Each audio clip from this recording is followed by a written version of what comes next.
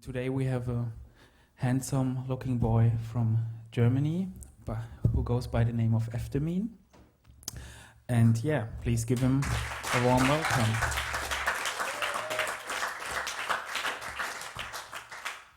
As you know, I always encourage you to ask questions when they pop up in your mind and not when the whole thing is finished.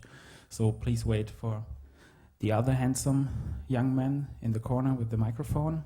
And yeah, raise.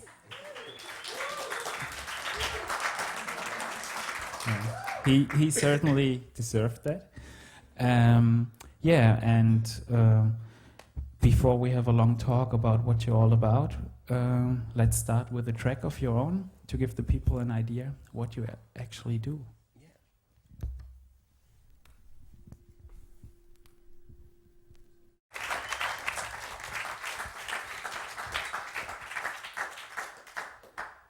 So this was one of the first records you ever did, right?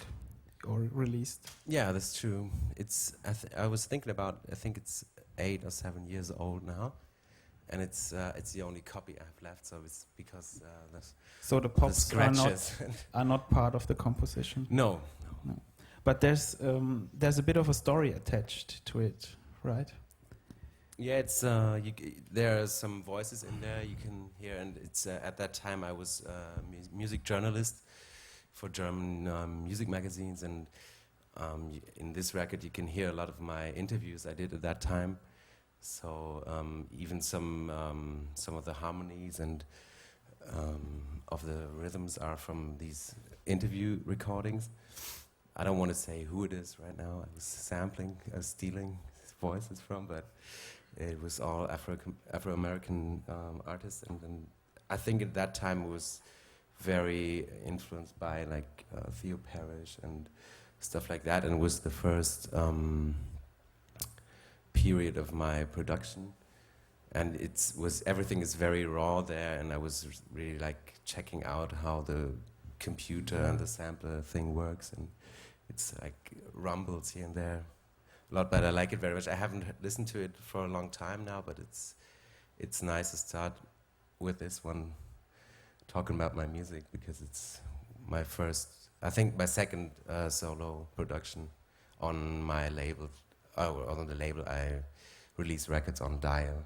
Name. Yeah, maybe you could talk a little bit about what Dial Records is and who else is part of it. It's from Hamburg, Germany. Yeah, it was founded in Hamburg in 99 or 2000, we don't really remember it, and by Lawrence and Carsten Joost, and it was all centered around the Golden Pudel Club, which is maybe some of you know, it's a very small and nice ex-punk rock and arty club kind of, and they both invented the first house or techno nights there, and so we met there because I was DJing there too, like R&B and hip hop and some house stuff at that time, and so somehow we met, and I did a record before with another guy, and so they knew this one, and they offered us, like, if you are tired of making records yourself and do all the work around it, you can just give us the tracks, and so we got in contact, and since then it now that's 7 or 8 years gone, and we all moved. Like, the only one still staying in Hamburg is Lawrence, and Carsten Joost and I moved to Berlin, and Panther du Prince, who's also releasing stuff on that label, is living in Paris. So it's all a bit it's sometimes not easy to communicate what we should do next or something, but we figured out something like that. But it's almost like a family styled. Yeah, very much. It's not a business thing. There's no plan behind it, no concept, kind of like what it should sound like or look like, or how many records should come out in a year, and who's next is always like, there's somebody having a track or a concept for an album or for EP, and then like we like it, and so it comes out. So it can be nearly everything, and there were some I did another completely different thing we can talk about later on the label, which was without beats and everything, and we had some like kind of indie rock record there and stuff like that. So And it's very diverse. It's very diverse, and it's also pretty important for you how the records actually look, right? So there's always a lot of emphasis put on the artwork as well. Yeah, it's true. It became that because in the beginning it was like we did it ourselves, because this one is I did myself. It's just like a copy from something. But now it's I don't know if I have one with me. Now it's always an artist who's a friend of us doing the record cover, the sleeve. For example, my album looks like this. It's very typical dial stuff. My girlfriend did this, but it's a nice way to slip in an advertisement, right? And this is like the back looks is so very simple, and I don't know. I have another one here. Yeah, this is another record we did, and it's always. And there was also an exhibition once, right? Connected to the Dial label. Yeah, that was like 2 years ago in the Netherlands. Was a like big show with all the artists involved who ever did a cover artwork or something else for the label. Where like there were pieces shown by them, and it was a very big show in the end. It was amazing how many different people came together, and then we had like a group picture last year taken, and there were like 30 people on it, even if it's only like 4 musicians or producers doing music for it at the moment. There were like so many people around it, because it's not only about talking about music and how which plugin you should use or something. It's more about it's very connected to kind of other parts of life and culture. But then on another note, you're also a bit uneasy about being put all the time into like this art context, and yeah, sometimes it gets too much, like, you know. But no, I'm not uneasy about that. It's like, because we are 4 different people in that how you call that, like in this label, everybody has a different idea of what should be next, or how it should look, and what it should stand for. And sometimes it's somebody's more taking it to his side, and but I'm absolutely fine with it at the moment. so you don't argue a lot about. No, at the moment we don't.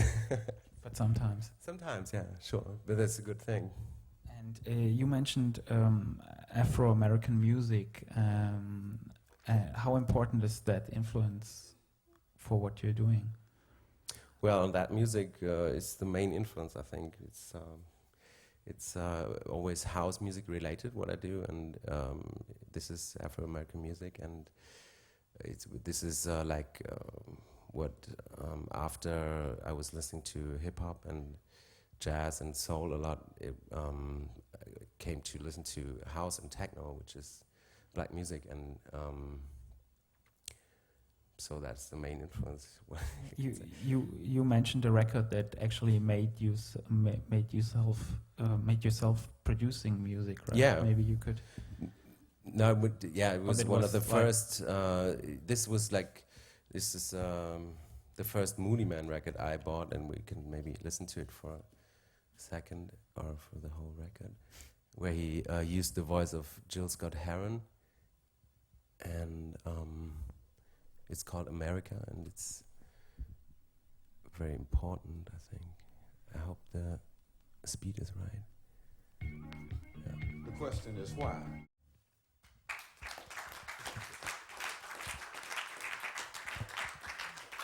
So there's even a bit of your own blood on that record, right? It's from DJing somewhere, and I don't know what happened. Maybe I was biting my nails. Yeah. So is dance music something with a political edge for you then, or?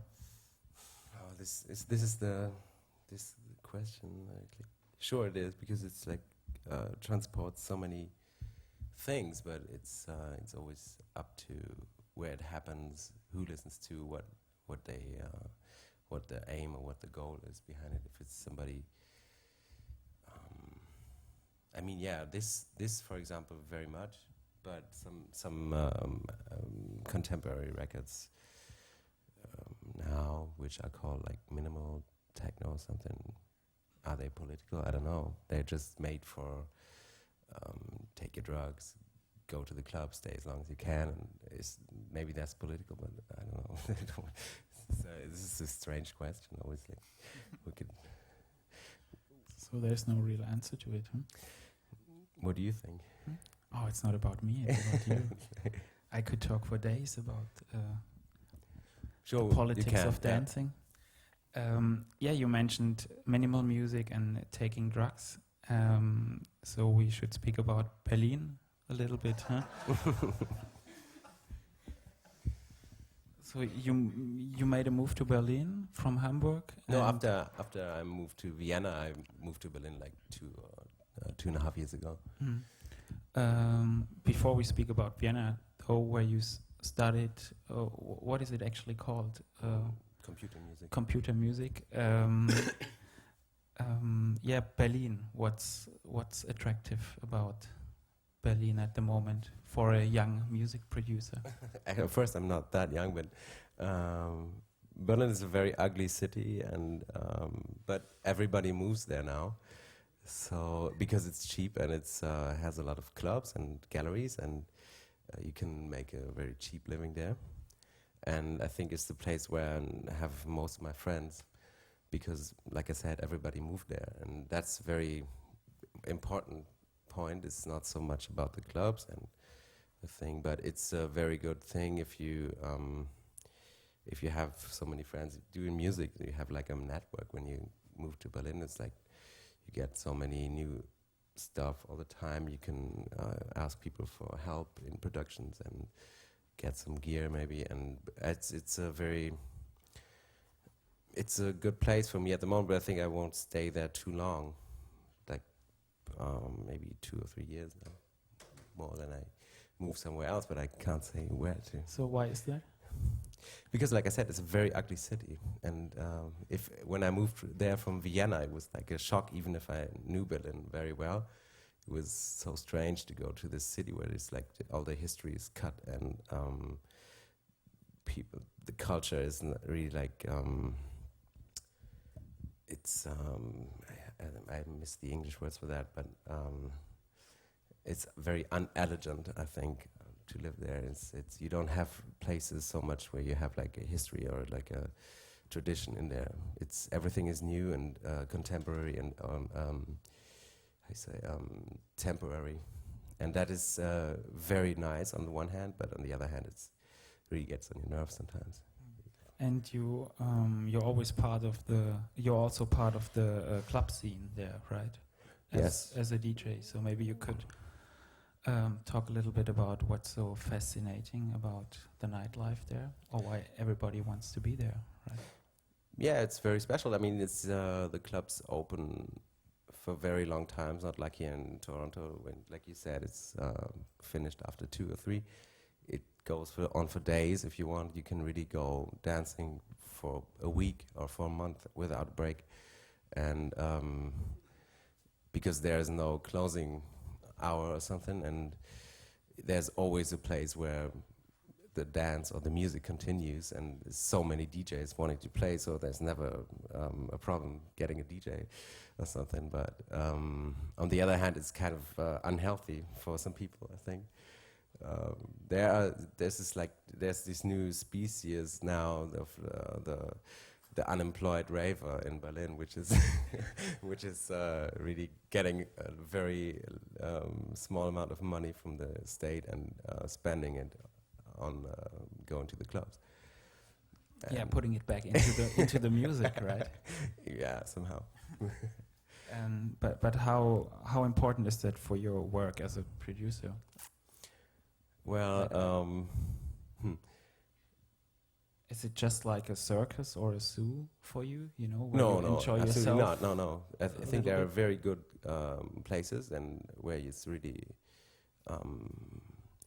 intense we can have really intense moments when people really listen to the music and know about it.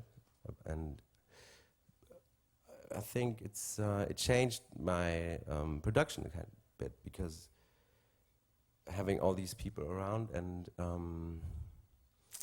all these opportunities to play and to put out records and getting in touch with so many people is I focused more on dance music than before, because I was always doing other things too, and I still do that, but at this last year was really doing producing dance music mostly, and playing a lot, but not only Berlin. But it was a very good. I had very good 2 years now, but I still go to Hamburg every second month and play there, and this is always the best, I think, to the Golden Poodle. Go back to where it started. Yeah, because that's where all your friends are then, or no, because all of them moved to Berlin, but it's such a nice city, and it's a very special club. Like not only people listening to techno or house all the time. So, but maybe you could play some of the tracks that are like a direct or indirect result of what Berlin for example, then we to could Efdemin. We could, as a contrast to the first track we were listening to, we can play then this track called Acid Bells, which was one of the first tracks I did in Berlin. I don't know which side it is. This one. It has some scratches too, because I used to play it from time to time. Sorry.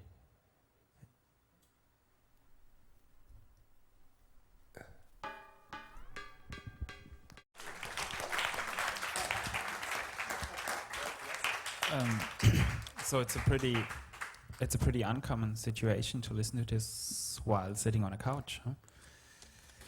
To this record while sitting on a couch. Yeah. Never did before. Yeah. And was this minimal music then, or? Yeah, I think you could call it minimal. Yeah. Yeah. So you don't have a problem with that whole term, or? No, I think it's. I like minimal music and minimal techno very much. It's always a thing of definition, what that means exactly, because this term is kind of overused this last 2-3 years now, and means a different kind of music than what I refer to and you to, I think, which was the idea of which were more like in the mid-90s, Cologne, Frankfurt,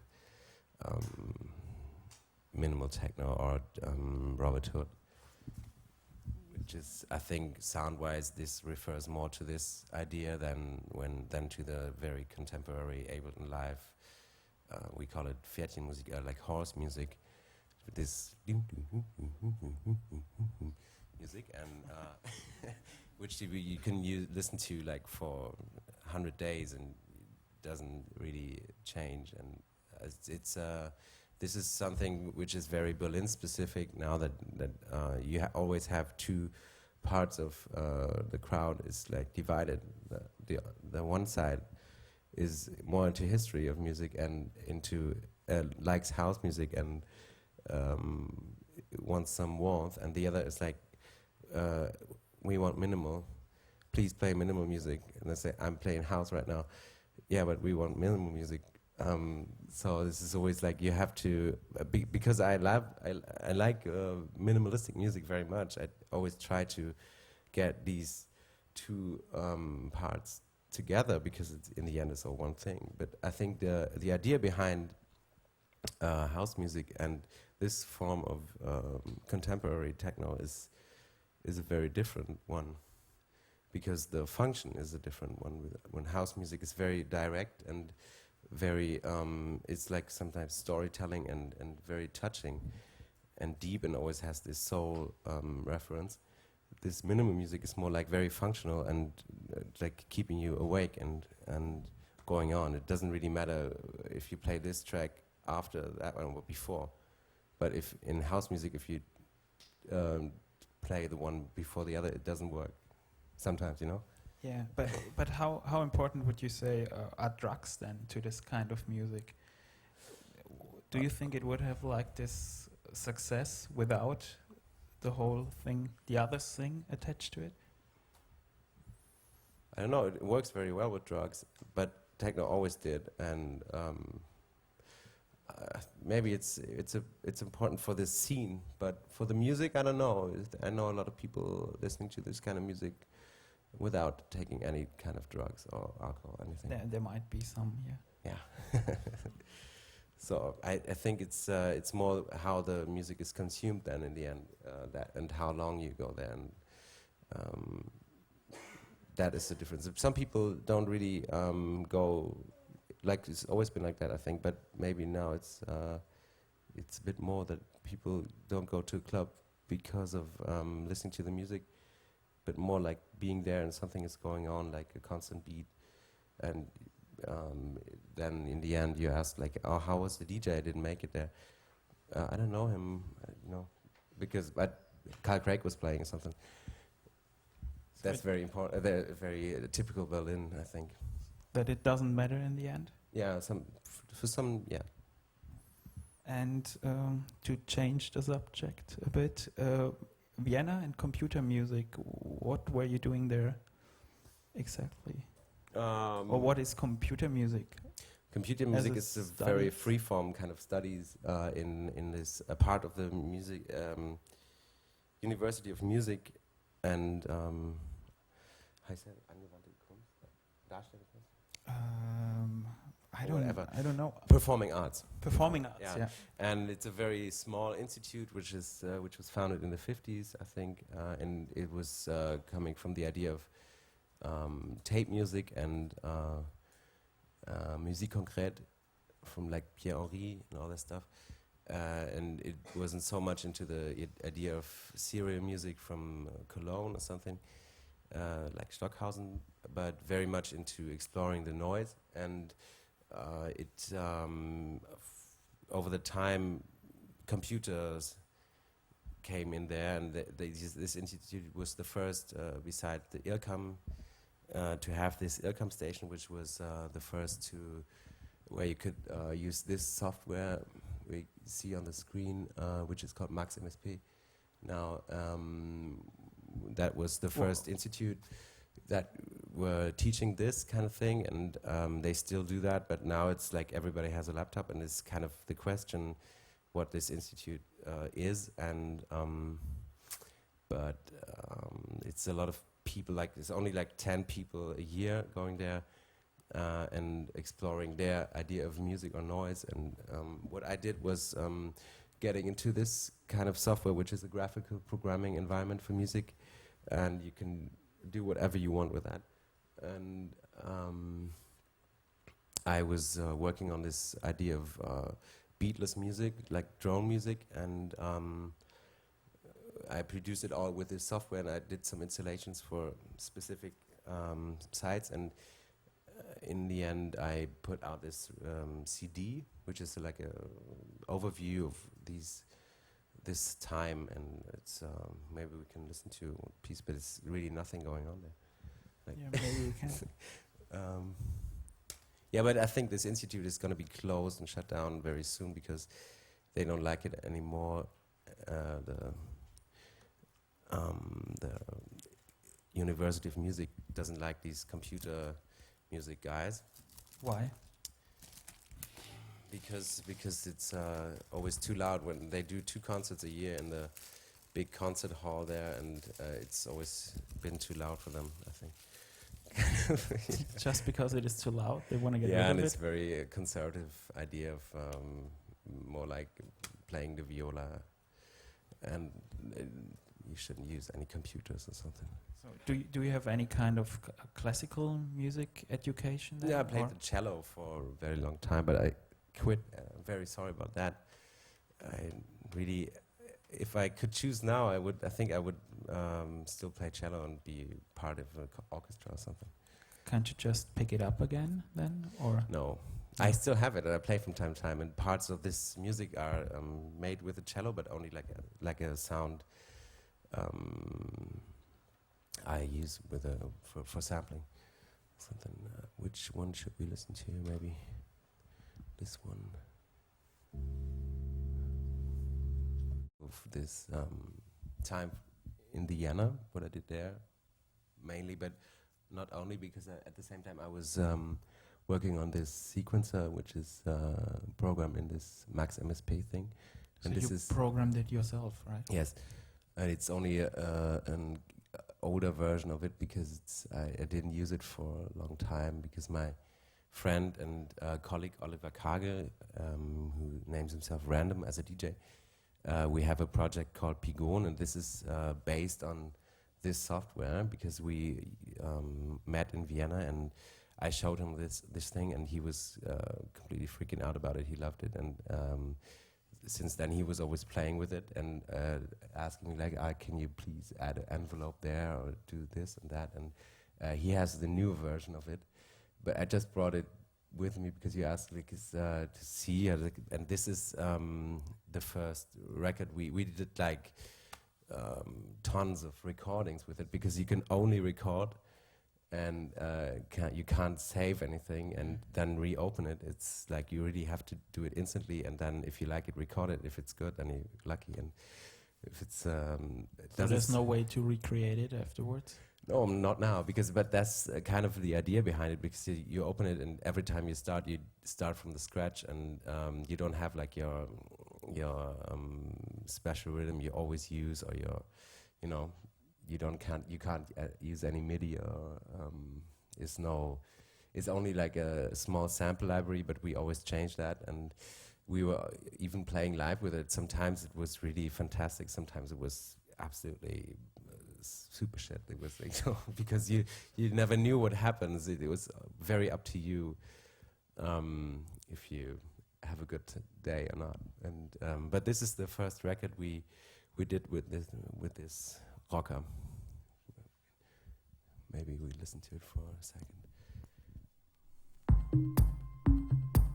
If you want to listen to another record we did, which was not done with this software, and done with Cubase, and sounds completely different, and it's very different music. Should we? Yeah. So I think the software or the instruments one uses for production are very heavy influencing the music. It's like this is a good example of this. So couldn't you have just used Ableton or something like that for the thing we have just? Sure, maybe yes, but I think it would sound completely different because this one has a compressor inside, which is always on the master, on the sum, and it's. If we would have used Ableton, then we would have reopened it several times and changed it until it was really perfect, maybe. And I like it very much because it's really like. Very so the idea is some sort of live take? Yeah, exactly. Yeah. So this could be like done with Ableton too. Like,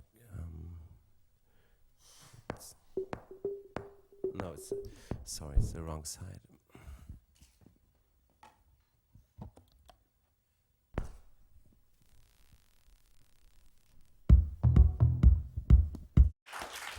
Thank you. So you don't like your tracks short? Huh?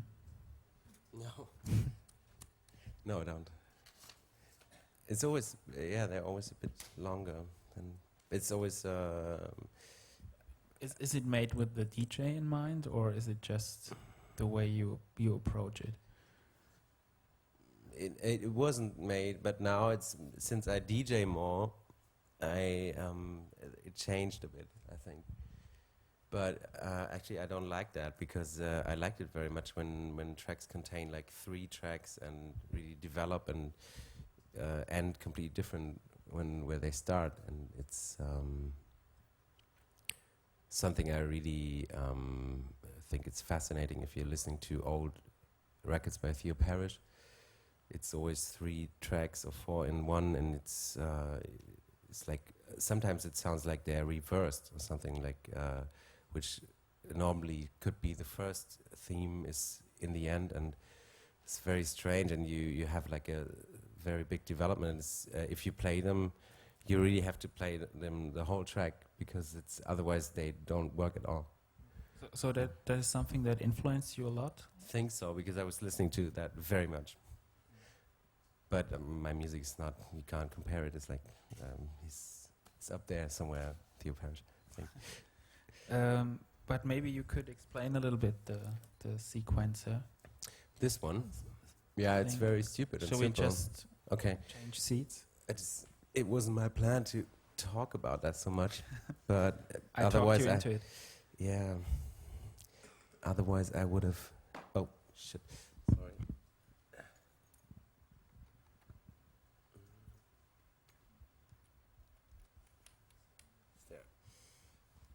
Okay, just... it's very, like I said, it's stupid and simple. This is really an old version. You have two parts, like... do you see the mouse? Okay, this left part is very simple 16-step sequences. I think in this version it's 8 or something, or 7, where you can load samples. And then if you load them into the buffer, then you have like, you can choose from the samples you loaded into this special buffer. Like I choose this one, then it shows up here. And then you can decide how long you want to play it. And then you have an envelope here going over it. And here you decide how the rhythm should be. So if I only... It's like a simple, very, very simple, stupid drum machine, because you miss all the functions of a good drum machine, like shuffle and longer steps. You can't do 32 steps, for example. But this is the one thing, and then you can have load like small loops. You can record this and then load it into this right side thing. There you can play loops from that. And here, this section is very old. It was meant for singing. I was recording my voice with it, but then I didn't like my voice so much, and I didn't use it anymore. So. But you can play any instruments in there. And then I made some delays and chorus here down there, and you can load some VST plugins there. And this is the very cool compressor, which makes the special sound, because it's very heavy, and what comes out is really like rectangular. In the end, it's always a bit too much, I think. How long did it take you to create that thing? Long is, I think it's like, I can't really say, but it was like a work in progress. Started it in like 4 years ago, and then since a year I didn't do a thing, but the main work was maybe a month or something, sitting and playing it, because it's always, you play, then you realize, other programs really have this function. How does that one work? And they try to, but it's like, and it's made of several things. I open one of these, so you see this is what is behind. Like it looks like a reactor or something. It's in the end the same idea behind, but this is always changing. Every time I open it, I feel, something is wrong, so it must be corrected, then I change it. Then something gets affected by that, and it doesn't work anymore. I have to find it, and it's so... I think if I have the time, I will continue with that, and I always plan to finish it and then do a version where you can, where everybody can use. Because I like the idea that it's so simple. It's a bit like Fruity Loops or something. It's very, very simple, and it restricts you. You can't do everything like I think it's completely the opposite of Ableton Live or something, where you can really do everything so quick, and you don't really have to. I think for me, Ableton Live is a very, very cool and amazing program, but it's too much for me, because you can really do everything in a second, and it's then I can't decide what I want. So you like to be restricted? Yeah, very much, yes. I started to buy drum machines now, and and like outboard effects and stuff like that, and it's really cool. And you only like how you say concentrate on one beat, which is really good, and it's not about everything at one time. So how do you think does this whole world of endless possibilities change the current music that is being made? Because you said that it's quite important what stuff you use for the result you get, right? Yeah, it's for me. I decided to use Cubase most of the time I do music, because I know that for so many years now, and it's you can do a lot of things, but it's always a bit more work than, for example, with Ableton Live. You can't just like stretch anything and everything fits and it's the right tune and master bounce and that's it. It's I think it's maybe the whole development of the music is very interesting, because there were never so many records coming out at the same time, and so many new labels and so many artists, and it's kind of dangerous at the moment, because the distributors slowly die because it's too much really which comes out, and with the MP3 distribution it changed very much. Maybe it will like develop into two different markets, like vinyl records for some people, and all the other functional music. You could really say it's like music for 1 week or something. You can throw away after 3 weeks because you can't play certain tracks anymore.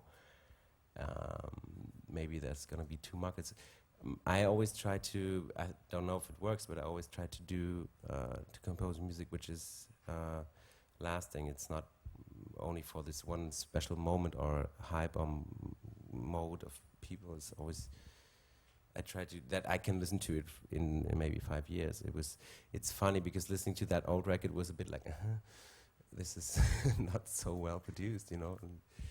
But I still think it's the same music as I do now.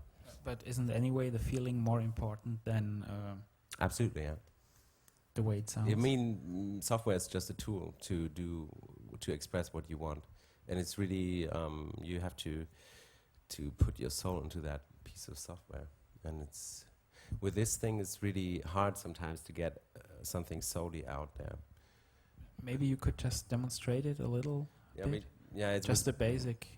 No, I don't know if it works because it's the wrong sound cut. This is really silly loop. Just did in 2 seconds, and really, it's like I said, it's Fruity Loops in the end. It's like I can't play around with it so much right now because it's just the wrong sound card, and this makes like interrupts, and because it's I didn't bring it with me. I'm sorry. But this is some sort of soul then as well, right? The mistakes. Yeah, but that doesn't sound good. It's like. And yeah, you talked about the way distribution dies out or changes, but and about two markets. But do you think the effort of making a piece of vinyl where you have to do the cutting and the mastering and maybe redo it because something goes wrong, do you think this effort that it still would make sense if you're just selling like 500 copies? You know, the way it seems to go, or from your perspective as someone who is involved in a label? Yeah, we don't sell so many records. 500 is not a bad number, I think. If it's not about making money with records, that is an important thing for Dial too. It was never about making money, like having the master plan for this business, and making number one hits. If it's selling good, then it's like by accident. By accident, kind of. Yeah. I don't know. Yeah, it's some people only do 100 records and put a lot of soul in there. I think that's okay, because what is so different between MP3 and vinyl, this piece of music will be, if it's not burned or thrown away. It will be there in 100 years too. Like I have so many old records, for example, from the 20s or something. And you even have blood on some of them, right? I have blood on yeah, some of them. yeah. The time really writes itself in there. Every time you play it, you have scratches, and sometimes you can't play a record. I have some records where I know that there's a scratch in the beginning, and I can only play it from here. So I know it. It's really like a big history in there, and I remember where I made the scratch or something. And MP3 will be gone in 5 or 10 years when the computer, the operating systems are different, or you have a different file system or something. All that will be gone, and I think this continues. It's very, and I like the I don't know, the smell and how they taste. The taste of vinyl is very good. For example, it's very poisonous, by the way, but like this is time you can see really it's been used a lot. And this is actually a record by Photek. Right? Yeah, this is Photek. I brought with me because there's kind of a housey track on where we could. Is everyone familiar with Photek? Because you said it's there's somebody doing drum and bass lecture tomorrow or something. Yeah, I think tomorrow morning, Makoto, right? Yeah. I don't know which one it is. We have to check it out.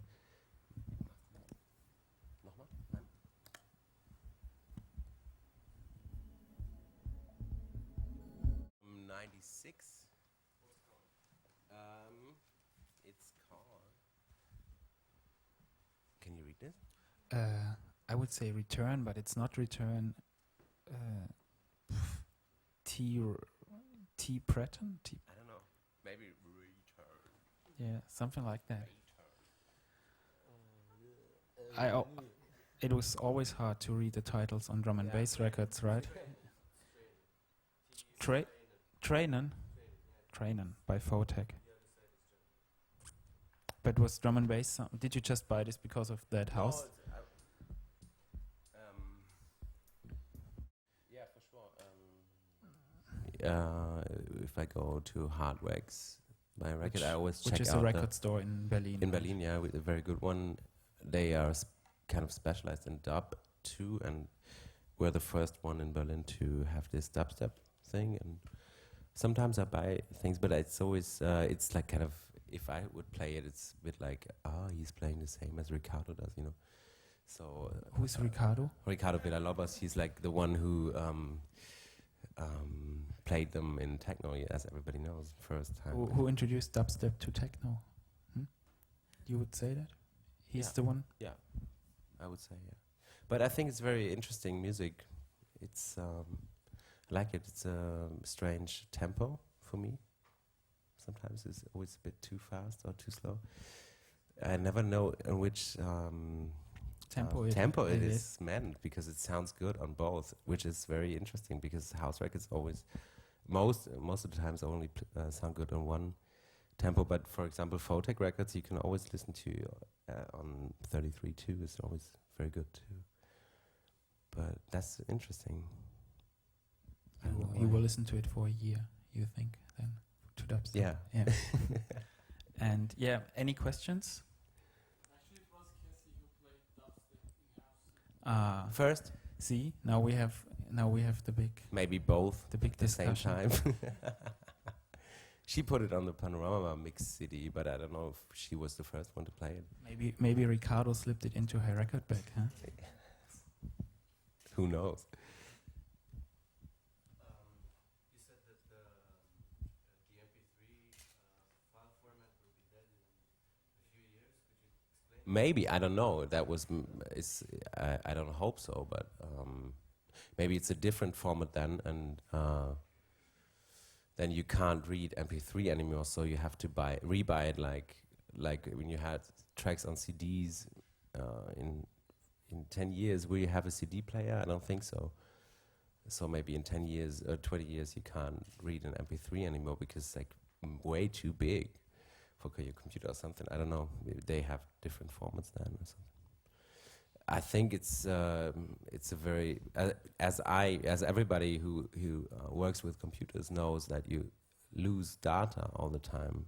I think this is the same problem with MP3, because somehow your hard disk dies, or you buy a new computer and you forget to transfer it or something. And it's a very clever idea, and I like it very much. But it's very different if you think of it as something to save the music, like for the future. Eternity.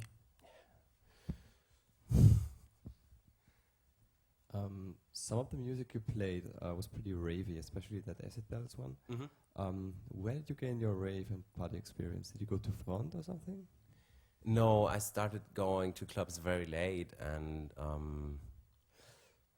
my most intense rave experience was Richie Houghton playing in Hamburg in, I don't know, 97 or something. It was the time with his 808, 99 and DAX things.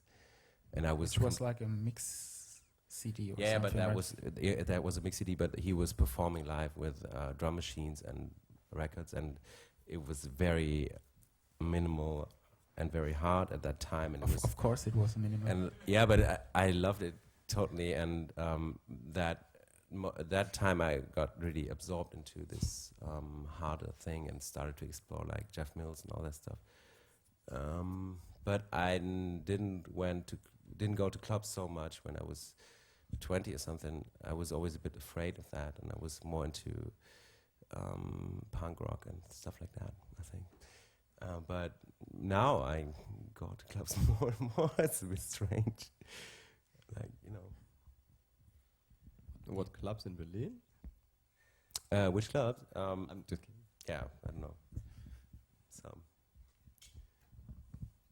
So, any more questions? You made yourself clear then. Okay, thanks. Then before we go to the lunch, a last record. Yeah, this is, I don't know the name actually. This is another thing, and I like it so much. This is something I like about records. When you play them in the club, I just look for the blue one, and I don't look for a name on a file list. You know, like I have to play the blue one now. It's like I don't know the so title. you never DJ'd with a laptop then? Uh-huh. You never DJ'd? I did, yeah, I did. Yeah. But it's very different. I don't like it so much. This is a Theo Parrish record. Yeah. I think it's called Over Your Head, right? It's the wrong side. I want to play the dub side. Yeah. And it's called Dance of the Drunken Drums. Thank you.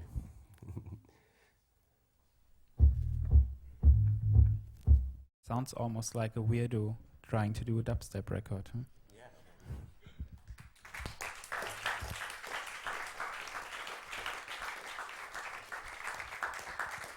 So, please pick up the man called Efdemin.